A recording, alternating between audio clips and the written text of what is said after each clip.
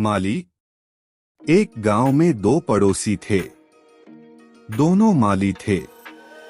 दोनों के पास अपने अपने बागान थे और वे उनमें तरह तरह के फलों के पौधे उगाते थे। यही बागान उनकी जीविका के साधन थे। उनमें से एक पड़ोसी बहुत सख्त था और अपने पौधों की जरूरत से ज्यादा देखभाल करता था। उसे लगता था कि पौधों की अगर ठीक से देखभाल नहीं की गई तो वे नष्ट हो सकते हैं, लेकिन दूसरा पड़ोसी पौधों को प्राकृतिक रूप से विकसित होने देने पर विश्वास करता था।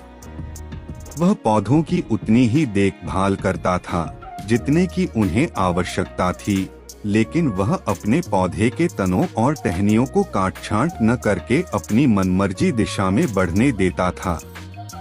इससे वे स्वाभाविक रूप से विकसित होते थे। एक शाम बहुत भीषण तूफान आया जिसमें भारी बारिश हुई। तूफान ने कई पौधों को नष्ट कर दिया। अगली सुबह जब सख्त पड़ोसी उठा तो उसने पाया कि उसके सारे पौधे उखड़ गए और बर्बाद हो गए। वहीं जब दूसरा पड़ोसी उठा तो उसने पाया कि उसके पौधे अभी भी मिट्टी में मजबूती से लगे हुए हैं। इतने तूफान के बावजूद रिलैक्स पड़ोसी के पौधे खुद ही चीजों का प्रबंधन करना सीख गए थे। इसलिए इसने अपना काम किया, गहरी जड़ें उगाई और मिट्टी में अपने लिए जगह बनाई।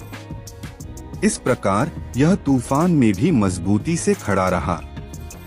जबकि उस सख्ते पड़ोसी ने अपने पौधों का जरूरत से ज्यादा ख्याल रखा था, लेकिन शायद वह भूल गया सिखाना कि बुरे समय में खुद का ख्याल कैसे रखते हैं। संदेश: अभी या बाद में आपको खुद से ही सब कुछ करना होगा। जब तक माता पिता अत्यधिक सख्त होना बंद नहीं करते, तब तक कोई अपनी समझ के अनुरूप काम करना नहीं सीख पाता।